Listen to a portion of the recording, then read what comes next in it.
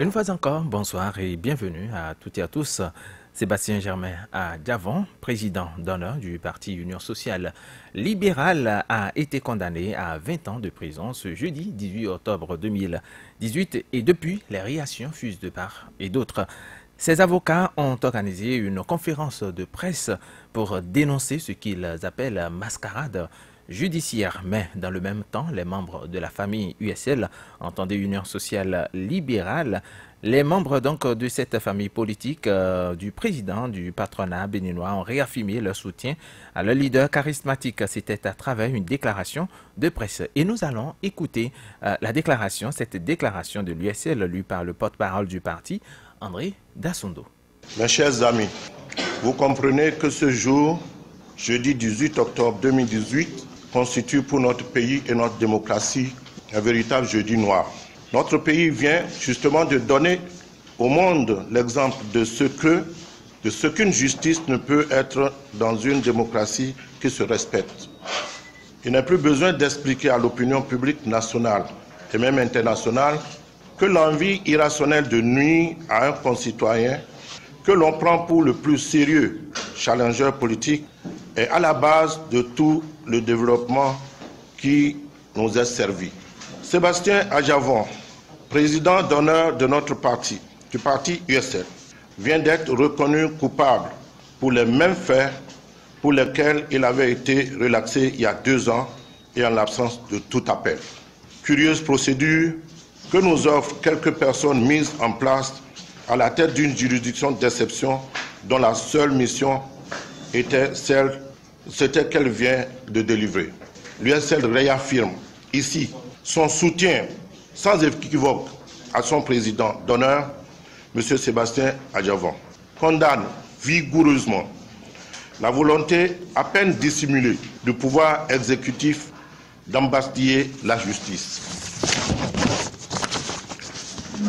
Condamne cette décision pirate qui fait de notre pays un pays qui cesse définitivement, en tout cas à la date d'aujourd'hui, d'être un pays démocratique.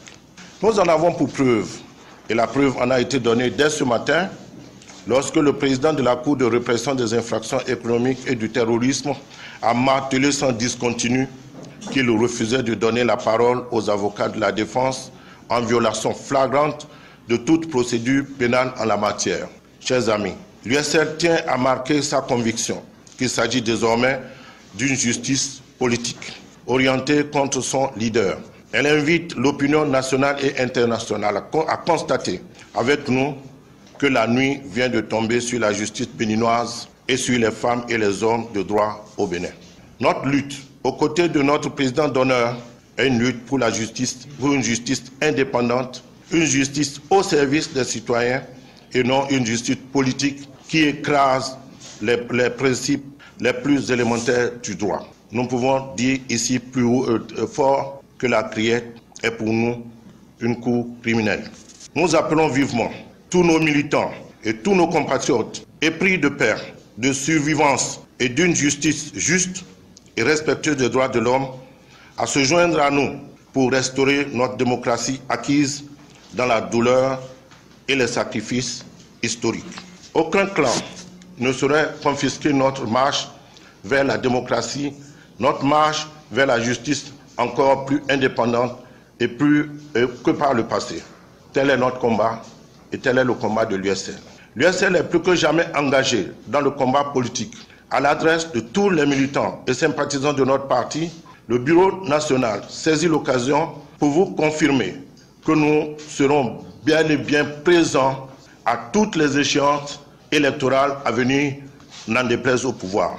Restons donc mobilisés, restons donc orientés vers ces échéances que nous gagnerons, comme nous gagnerons aussi la bataille judiciaire qui vient que de commencer. Notre devise à l'USL est la liberté, égalité et paix.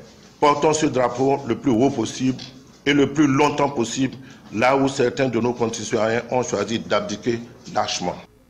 À l'instant, André Dassondo, porte-parole du parti USL, Union sociale libérale, Alphonse Mouissoudé. Vous avez suivi cette déclaration, lui pas donc André Dassondo, une déclaration du parti USL. À écouter le porte-parole de l'USL, on a l'impression que les membres de ce parti ne mesurent encore pas toutes les implications de cette décision. Je veux parler de la condamnation de leur président d'honneur. D'abord, le titre de président d'honneur, c'est un titre honorifique. Tout à fait. C'est un titre honorifique et cette déclaration vient apporter le soutien du parti à son président d'honneur. Donc, ce n'est pas question de ne pas prendre la mesure. La décision, elle a été prise. On fait avec. On fait avec, mais on doit faire en sorte qu'il n'y ait pas d'autres dérives. On a parlé de justice politique qui écrase les principes élémentaires du droit. Moi, je dis une chose, hein. Depuis hier, j'ai voulu faire de l'histoire dans ma tête. Et je suis remonté en 2012, je suis remonté à la fameuse sortie du chef de l'État, le président Boni Yayi, le 1er août 2012, pour dénoncer un certain nombre de choses. Et après la sortie du chef de l'État, j'ai vu les amis de l'homme d'affaires, de l'opérateur économique Patrice Talon qui sont sortis la veille pour dénoncer un certain nombre d'acharnements. Et j'ai vu la suite. J'avais vu un homme qui était allé rendre visite à ses amis au commissariat central. En son temps, Philippe Boudéon a voulu lui mettre la main dessus. J'ai vu toute la mobilisation de la ville de Cotonou. J'ai vu, nous avons suivi.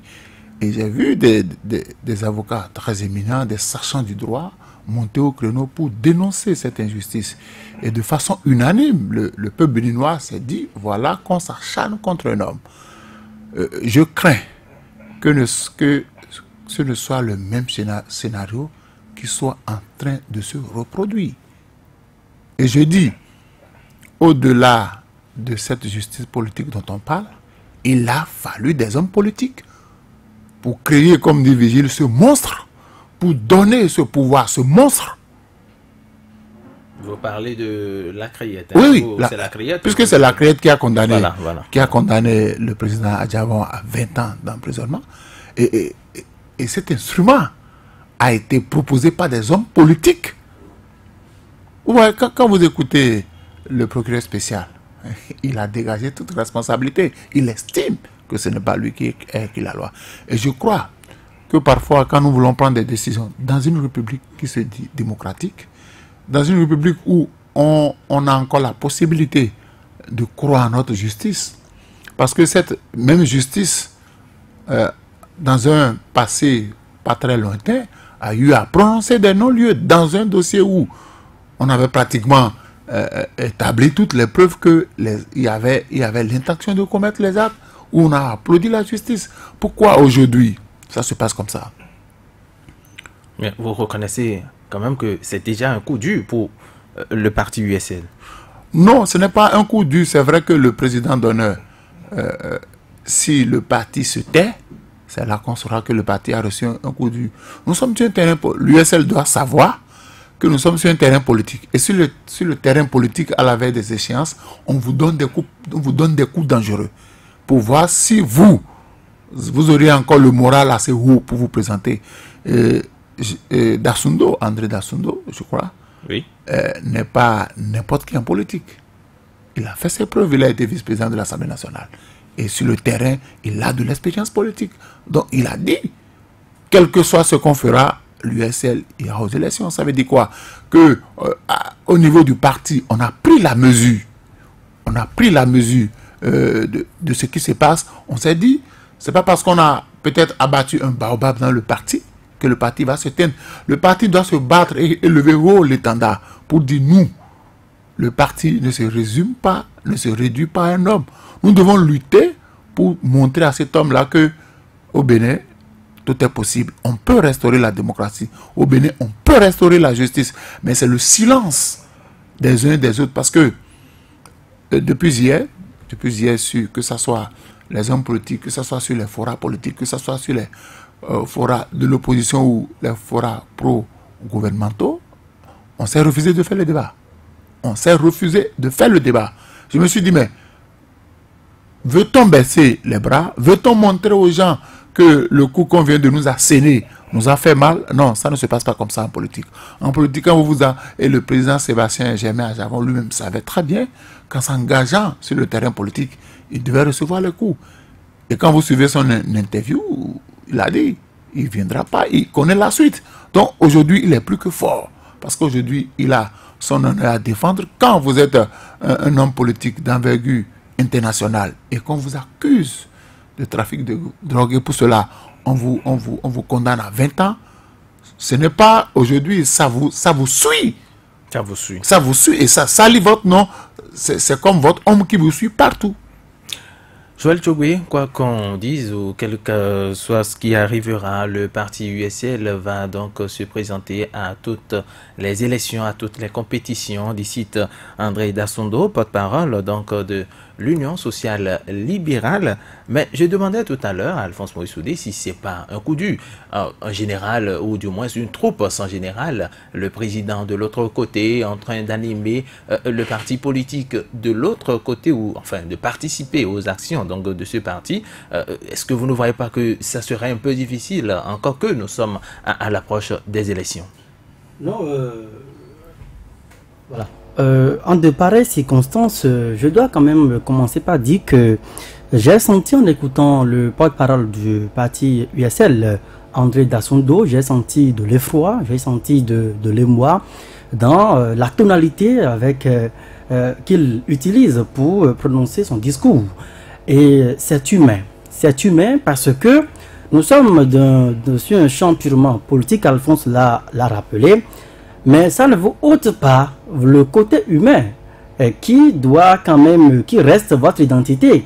Et ce qui s'est passé hier à la Cour de répression des infractions économiques et du terrorisme, la CRIET, c'est évidemment, comme vous avez donc su le dire, c'est un coup dur, un coup sec qui a été actionné à Sébastien Germain Ajavon, qui est par ailleurs un leader qui porte, qui draine le parti Union sociale libérale.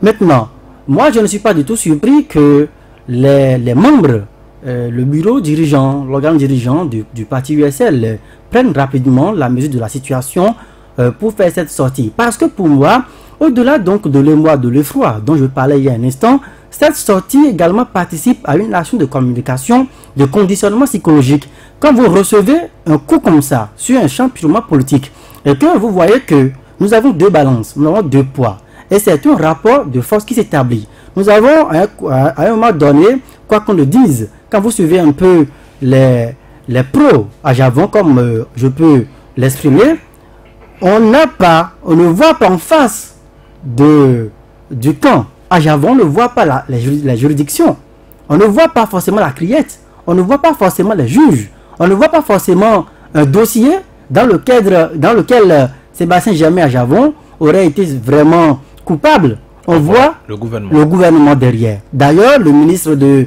la Justice, Séverin Kenom, a fait une sortie relayée par nos confrères sur certains sites d'information, disant qu'on ne pourrait pas voir en cette décision de la CRIET une justice partiale. Ça veut dire que, quelque part, le gouvernement, lui aussi, reçoit les coups en termes d'accusations qui sont proférés, qui sont portés à l'encontre même du chef qui incarne ce pouvoir.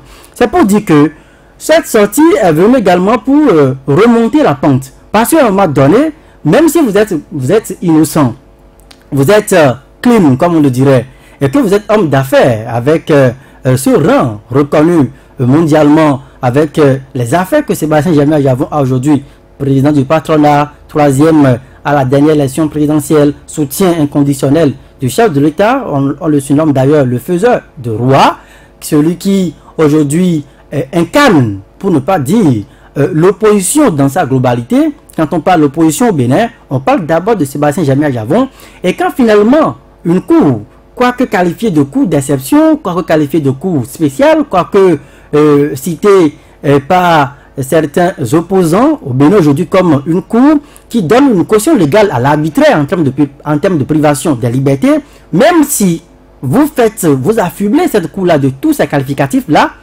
quand une cour comme ça finit par rendre une décision, comme on le dirait, ça vous suit. Et dans l'opinion, c'est comme si aujourd'hui, évidemment, avec cette décision, quand on prend le référentiel de cette décision-là, c'est comme si, évidemment, Sébastien Germain-Ajavon est un trafiquant de drogue. Et donc, quand c'est comme ça, le parti qui est convaincu que le leader n'est pas coupable et que le leader est victime d'un procès politique, que fait le bureau dirigeant?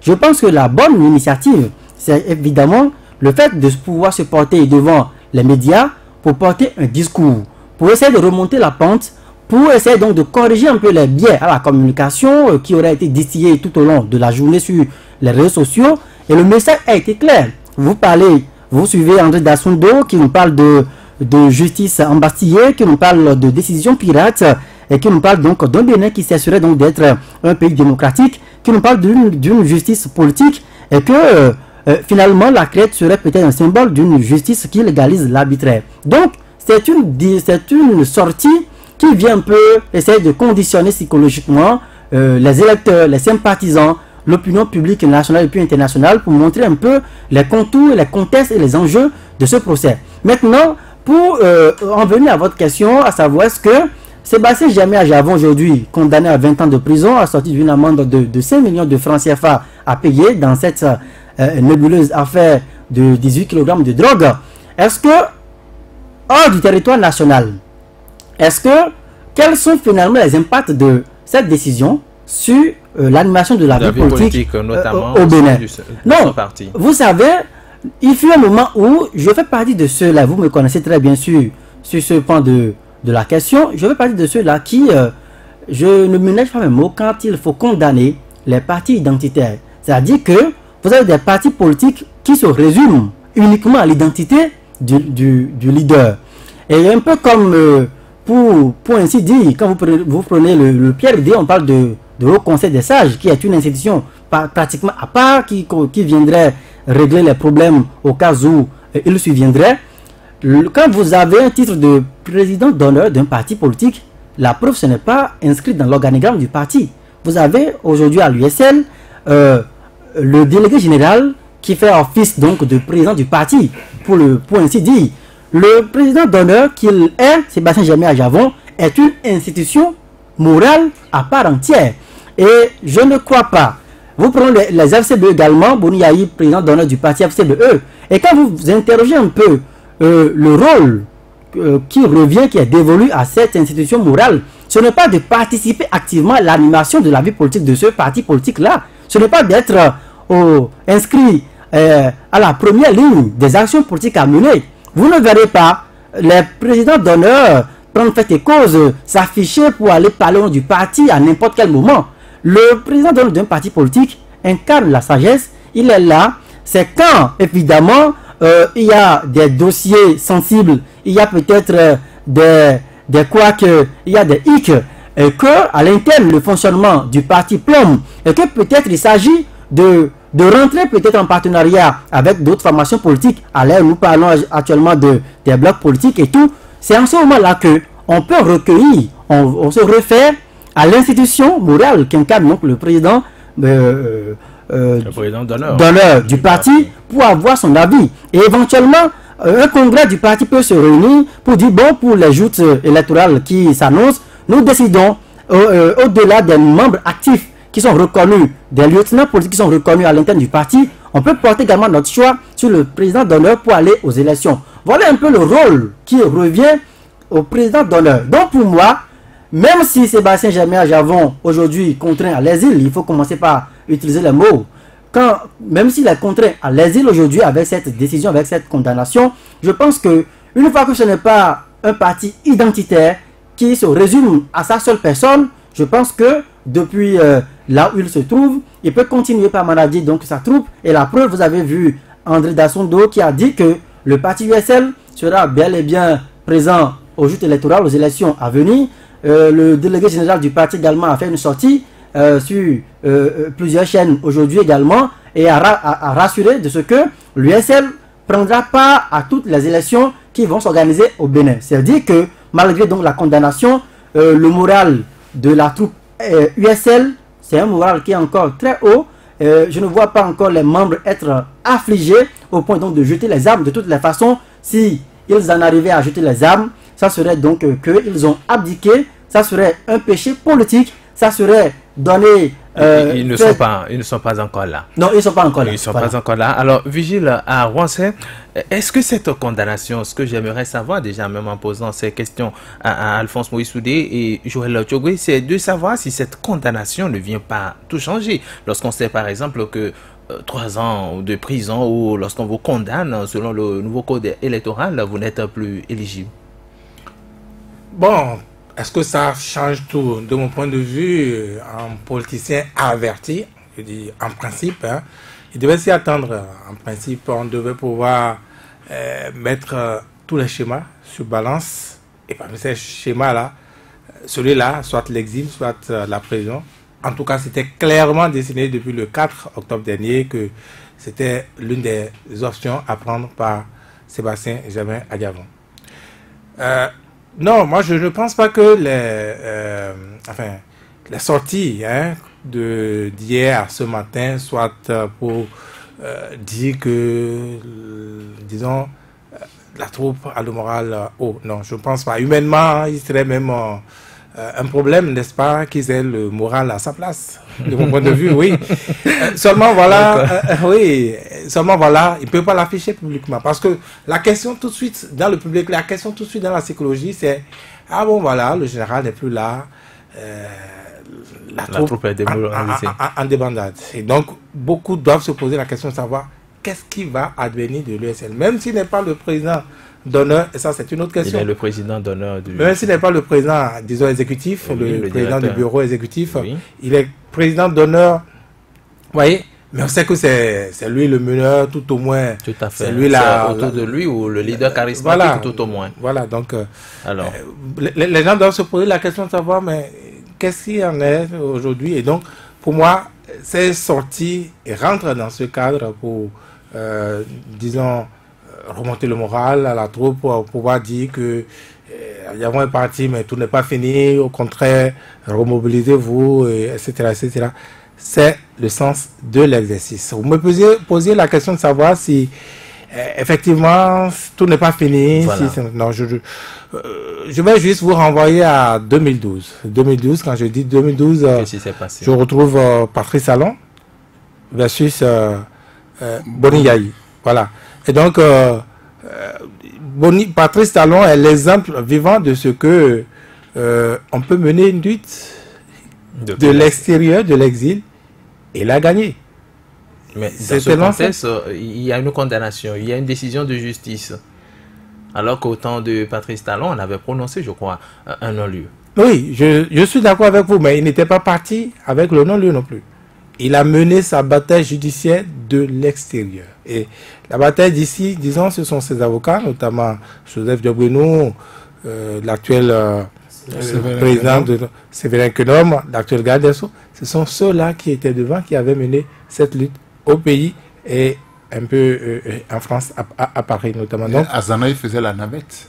Voilà, si vous citez les gens, je pourrais vous citer aussi l'autre Kenom. Je pourrais vous citer Guadamassi, je pourrais vous citer... Bon, voilà, donc voilà. La liste est longue. Voilà, la liste est longue.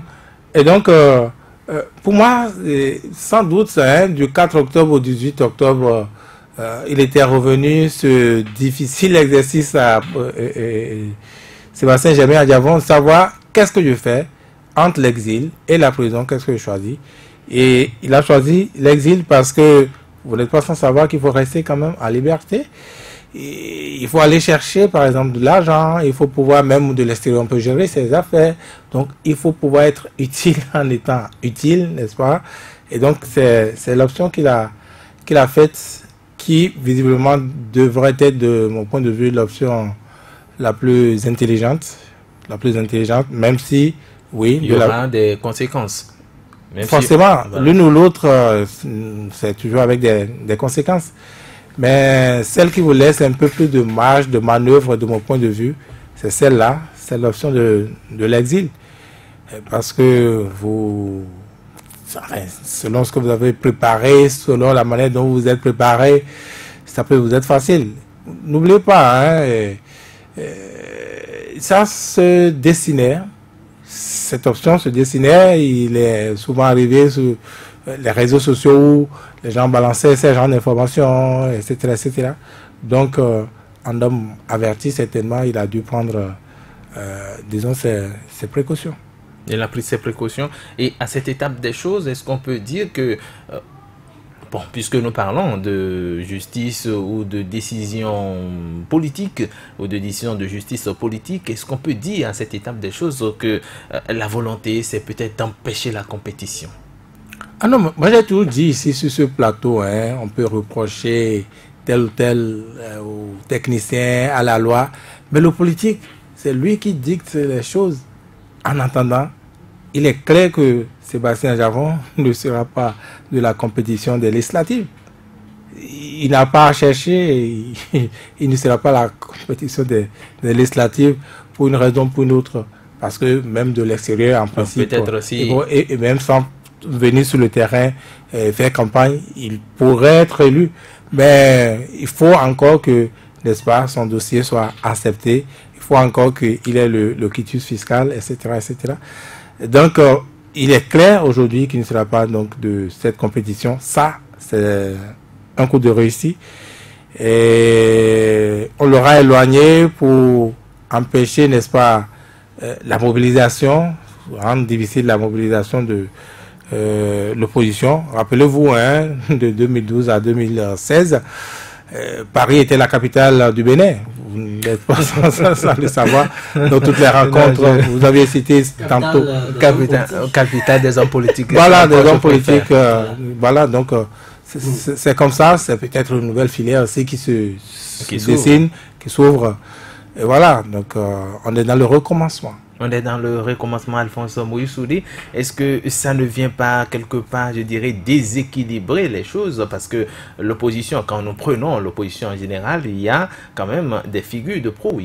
On sait par exemple qu'il y a l'ancien président Boni Yayi, il y a, je veux parler du président d'honneur de l'USL, Sébastien Germain Javon. Il y a de l'autre côté des gens peut-être comme Komi Kouché ou la RB, où il y a la Renaissance du Bénin. Et tous ceux-là, pratiquement, sont aujourd'hui menacés, ne sont pas en sécurité. Est-ce que vous ne voyez pas que c'est donc la déstabilisation de l'opposition qui commence ainsi? Non, vous savez, je vais faire un peu de l'histoire.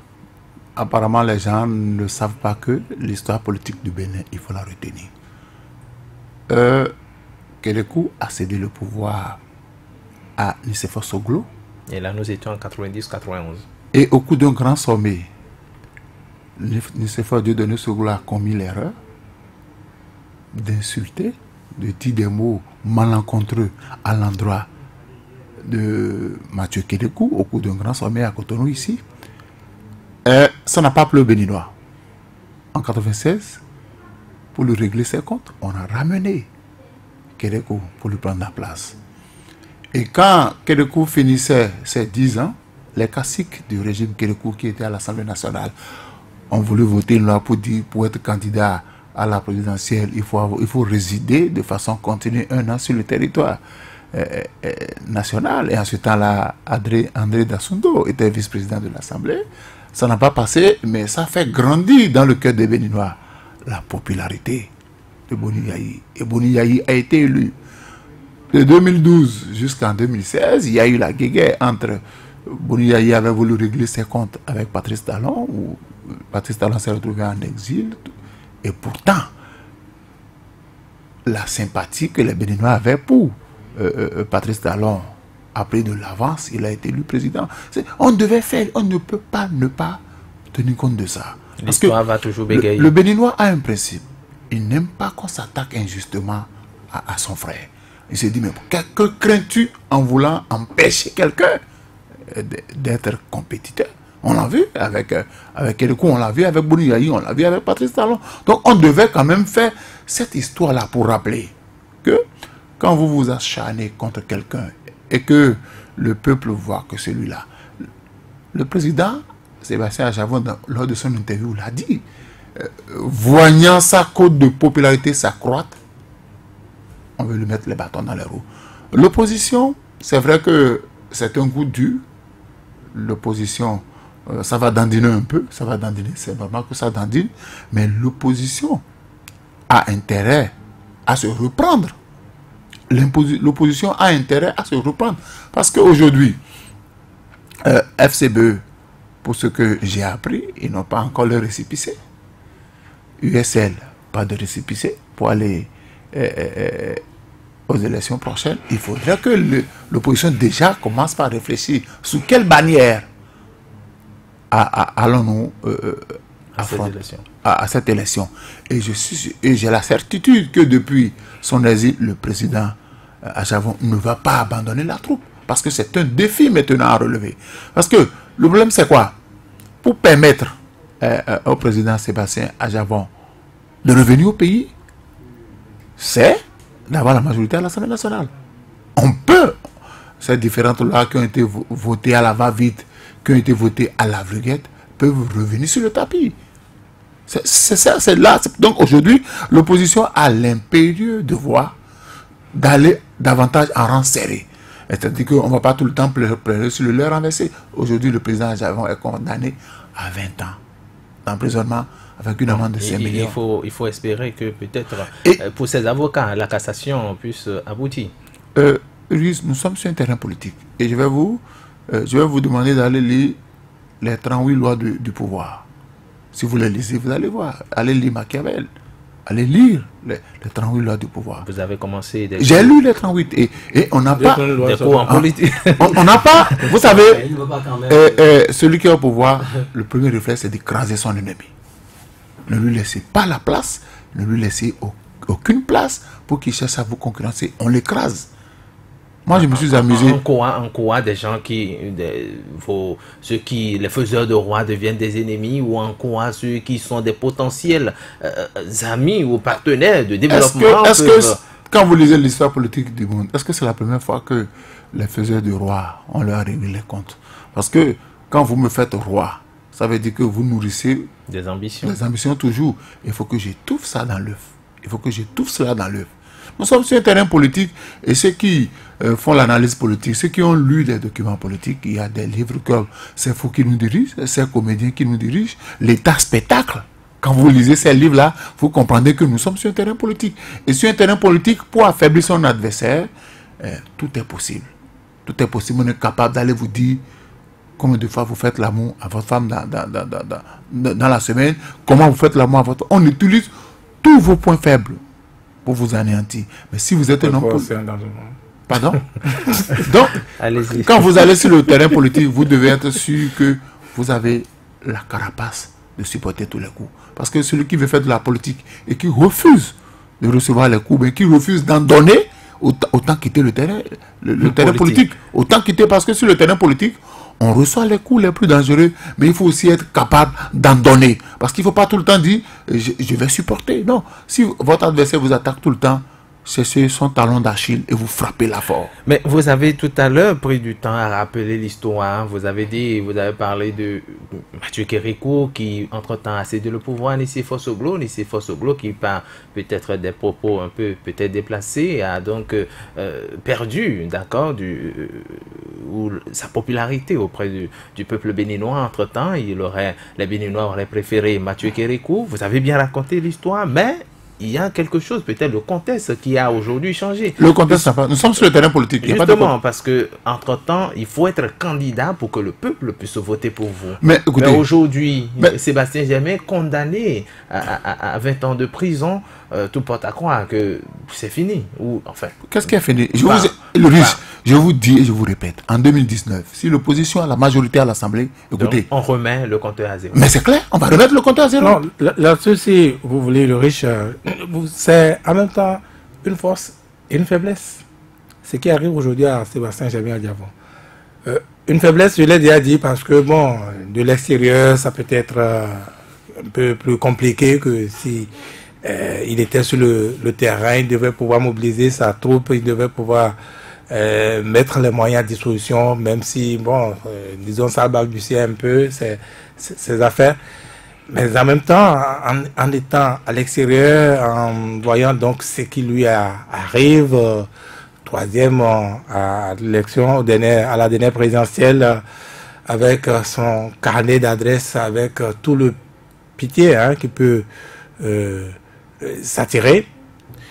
Et tous ceux qui peuvent l'aider, n'est-ce pas, à conquérir ou reconquérir, n'est-ce pas, une position rentrée au pays, n'oubliez pas, ça compte également. Ça peut être une force. Tout comme à l'intérieur, dans le pays, les Béninois qui seraient, n'est-ce pas, mécontents et de ce qui arrive à Sébastien Germain Diavon. N'oubliez pas que nous sommes un peuple, les Béninois sont un peuple qui n'aime pas du tout la victimisation, ces genres de choses. Et donc, ça peut être un atout terrible.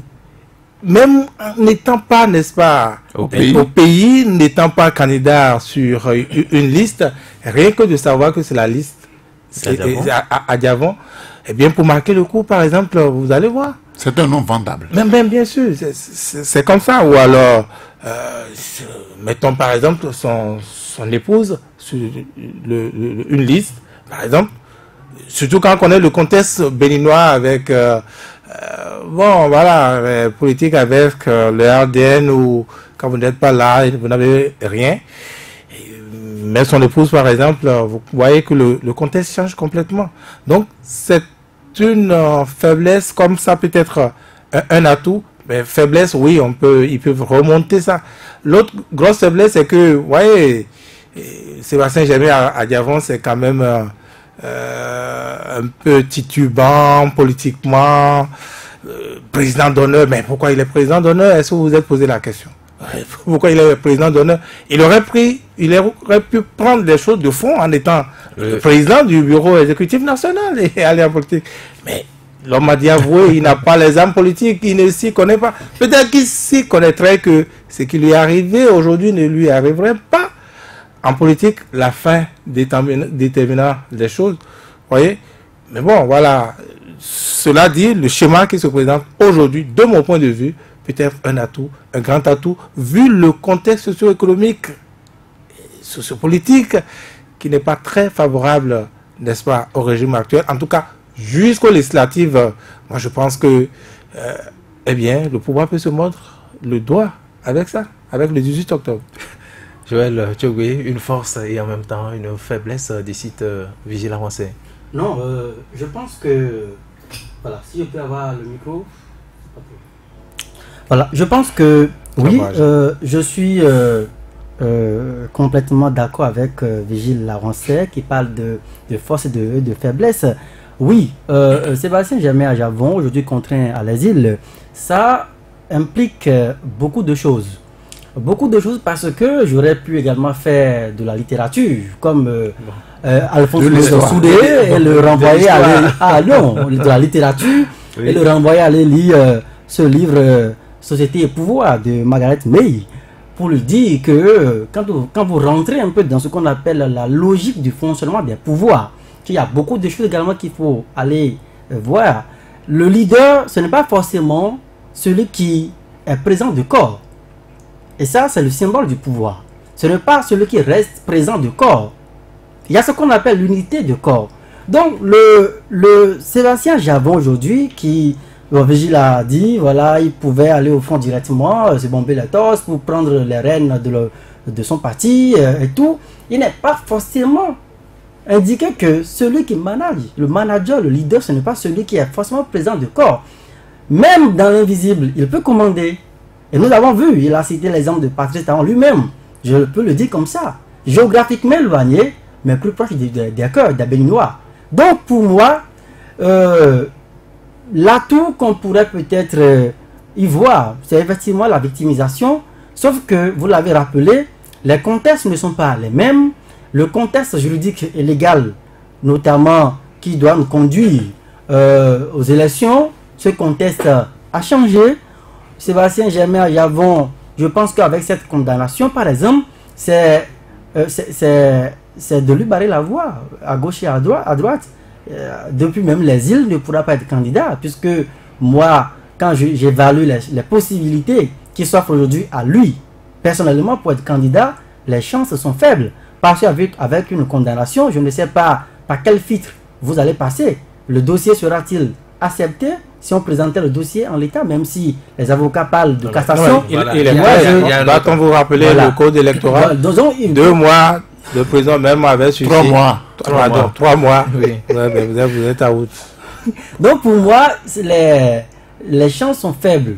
Et quand les avocats parlent de cassation, nous sommes avec une cour de répression qui statue, qui délibère en premier et dernier ressort. Donc je ne sais pas. Je m'interrogeais depuis que les avocats ont parlé d'employer toutes les armes nécessaires pour contester, pour aller en cassation. Je me demandais depuis là, j'attends d'entendre les sachants du droit, ceux qui ont avancé cette hypothèse-là, nous venus nous expliquer qu'en l'état actuel de la question, comment pense-t-il aller en cassation? Vers quel cours veut-il aller en cassation? Ça, c'est une question qui continue donc de tarauder mon esprit et j'attends de voir la réponse. Donc pour moi, Sébastien Germain Adjavon, aujourd'hui,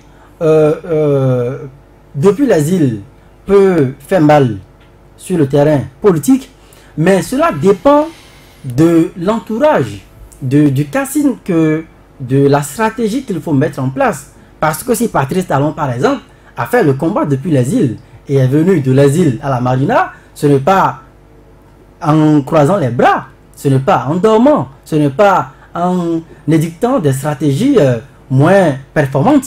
Il faut quand même le reconnaître. Donc il faut déjà penser à être un acteur des réseaux. On l'a dit tout à l'heure, Paris était devenu pratiquement la capitale des hommes politiques. Et c'est en s'appuyant sur ces piliers-là, les acteurs qui sont libres de leur mouvement, qui peuvent voyager comme ils veulent, qui peuvent aller à Paris. Mais une fois on a entendu Candide Aznaï dans ce pays dire, je ne prendrai pas l'aéroport de Cotonou pour aller à Paris, je ne prends pas là. Ceux qui ont les couilles prendront pas là. Ceux qui n'ont pas les couilles en politique prennent pas le Ghana ou bien le Nigeria. C'est pour dire que si les exilés, je vais généraliser le débat, les exilés politiques aujourd'hui, Valentin Agassou Djanotin, Komi Kouché, non mais écoutez, je pense que quand je fais la lecture politique, oui, moi je prends la responsabilité, je prends le risque de dire que Djanotin c'est un exilé politique. Il est en train de remobiliser là. Bon, je trouve aussi curieux que je trouve aussi curieux que bon, juste après la convocation, bon, qu'il ait élargi un seul calendrier avec les rencontres avec la diaspora qui depuis là n'est pas rentré au pays. Donc pour moi, quand je fais la lecture et quand j'entends également les pics qu'il envoie depuis Paris au gouvernement, lui-même sait les représailles qu'il encourt dès qu'il mettra pied au Bénin. Donc je prends le risque dans mon rapport d'analyse politique de dire que Djanotin, Agassou Valentin, quoi qu'on dise, c'est inscrit sur la liste des exilés politiques. Donc pour moi, le club des exilés politiques qui se retrouvent hors du territoire, si ils pensent quand même, ces personnalités-là, si elles pensent que elles veulent s'offrir une chance aujourd'hui pour revenir au pays, ça dépendra des stratégies qu'ils vont définir, ça dépendra également des pions, des jokers sur lesquels ils vont s'appuyer pour animer la vie à l'interne. S'ils s'appuient sur de mauvais hommes politiques qui n'ont pas d'influence sur le terrain, qui ne peuvent pas rallier la grande masse à la cause, même si par ailleurs le peuple béninois est un peuple d'émotion, est un peuple qui chancelle rapidement quand on voit qu'on s'acharne contre un homme. Ça dépendra des discours que ces jokers-là viendront tenir face à un électorat aujourd'hui. Quoi qu'on dise, on n'a pas encore les statistiques, même si je sais que Vigile sur ce point n'a jamais été d'accord avec moi, parce que lui, il dit qu'il écoute dans le vent et que peut-être d'autres n'écouteraient pas dans le vent. Il faut discuter avec les EM, avec les masses laboureuses et tout ce que vous savez.